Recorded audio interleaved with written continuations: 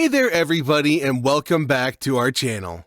Imagine you want to escape from school and then find yourself being stranded on a deserted island for 15 months, cut off from civilization with nothing but the clothes on your back and the vast expanse of the ocean surrounding you. This might sound like something from a movie or a video game or a book, but this was the actual reality for 6 young Tongan boys who found themselves shipwrecked on the remote island of Ata. For 15 months, they faced the harsh realities of survival, battling the elements, hunger, and isolation. But amidst these trials, they forged an unbreakable bond of friendship and resilience, a testament to the strength of the human spirit. Today, we delve into their incredible story, uncovering how these 6 ordinary boys became extraordinary survivors. How did they manage to stay alive for so long? What challenges did they face and how did they overcome them? From the beginning. It all happened in 1965, when 6 young boys decided to escape from school to a land best known to them. The boys, who were students in a Catholic boarding school in Tongan came together and had a plan to run from school and stole a boat and zoom to the sea. The initial plan was for them to sail to the other side, which they assumed would just take but a few days. However, the voyage did not go as planned. They ended up being shipwrecked instead. A storm destroyed their anchor rope after they had anchored for the night around 5 miles or 10 kilometers north of Tongan. The ferocious winds swiftly ruined the sail and rudder of the boat. They bailed water from their sinking boat for the next 8 days as they drifted over 320 kilometers, or about 200 miles, southwest until they saw Ata. At that point, they abandoned their ship and swam to shore over the course of the following 36 hours using planks recovered from the wreck. I am Sione Kataua. 5 classmates and myself from St Andrews College in Tonga were shipwrecked on this island in June 1965. The wind took them to a land that had been uninhabited for years. The place was called the island of Ata. They were stranded, not knowing what to do at this point. Notwithstanding, they still had to stay alive, so the boys decided not to allow the situation to bring them despair. They ensured they kept themselves alive and eventually created their own language. Time went by and people thought they were long dead. These boys were between the ages of 12 and 19 years old. The boys, Luke Vaikoso, Stephen Tavita, Fatai Latu, Sion Fatua, Kolo Fikitoa, and Mario Sion Felipe Totau decided to write their own stories until finally they could see the light at the end of the tunnel. How did they survive? It's an uninhabited island. They were not meant to be alive, but how they survived is still a question that we must answer. Well, their survival was tied to their mindset. The boys made up their mind that they wouldn't let the situation get the best of them. At home, but the seabirds that flew about the castaways contained moisture. They caught the birds in their cliff nests and drank their blood. They killed and ate birds as food. In fact, they drank the blood of these birds to quench their thirst.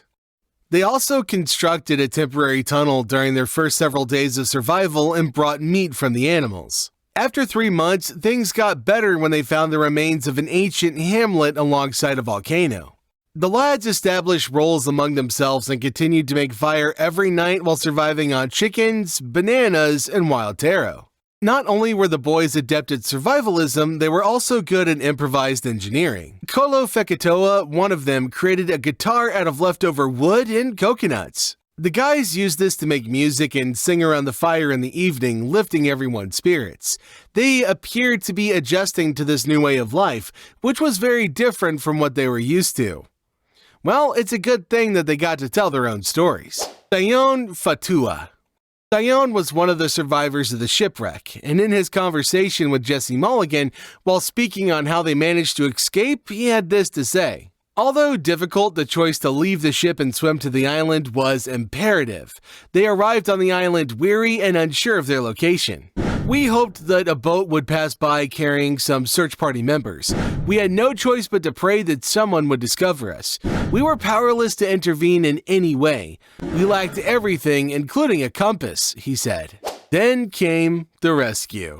Peter Warren, an Australian mariner, and his crew arrived at the island after spotting a peculiar burnt grass pattern. One of the boys, Tavita, swam to make contact with them after the boys spotted their ship. We were experimenting with some fishing gear 5 or 6 miles off the island of Arta, which we thought was uninhabited, had been for the last 60 or 70 years. The place is uninhabited, Mr. Peter Warner thought. Nobody was expected to be in that part of the sea. He looked out on the mast, said, "I hear a human voice." I didn't believe it was a human voice, so we went closer and closer, slowed down, and we saw this brown figure coming down, jumping down to the rocks.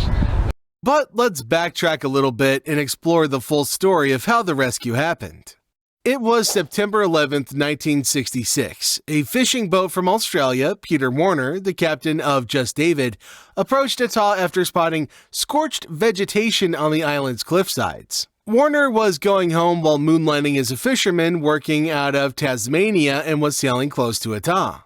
Just David approached the unwashed, naked youngsters with caution after noticing them via binoculars, because Warren had been informed that violent criminals were occasionally marooned on isolated islands. One of the boys leapt in and swam to the boat as the ship drew near, introducing himself in English.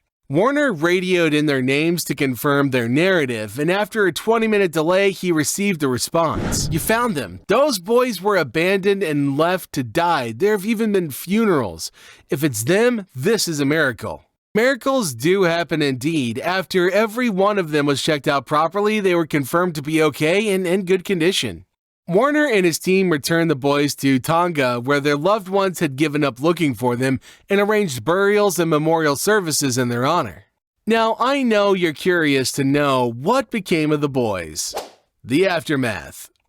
Well, after a huge party, Warner hired the gang to work as a lobster boat crew. Warner was granted a royal concession to catch the spiny lobster in Tongan waters as a reward for saving the group and for befriending the king. And the families of the Castaway boys made promises to teach Warner the secrets of how and where to fish for the Pacific spiny lobster during the feasts. Warner found out the boys were in jail for theft when they failed to show up for a party he was throwing in their honor. Warner then made arrangements with Channel 7 in Sydney to have their story filmed. He used £150, or about $200 from the proceeds of the sale of the rights to make restitution to the owner of the stolen boat for his loss. Alvaro Sarosa, a Spanish explorer, and Colo Fecatua, one of the castaways who was by that time in his mid-60s, later spent 10 days together on Ata Island in 2015. Just as the boys did in 1965, the two men lived alone on coconuts, fish, and seabirds. Rizzo went on to publish a book and a documentary on his interactions with Colo in the summer of 2020. The book focused on the castaways' 15-month-long survival. I'd say they managed to turn a mess into a beautiful life lesson. There's no doubt that it was hell for the 6 young boys who were cast away and lost in a forgotten island for 15 months, but their story is a great inspiration today. If you found our story interesting, then please drop your thoughts in the comment section below. And please don't forget to give this video a thumbs up and subscribe if you haven't yet to see more interesting videos from us like this. And as always, my friends, thank you very much for choosing to spend your time with us today. We'll see you in our next video.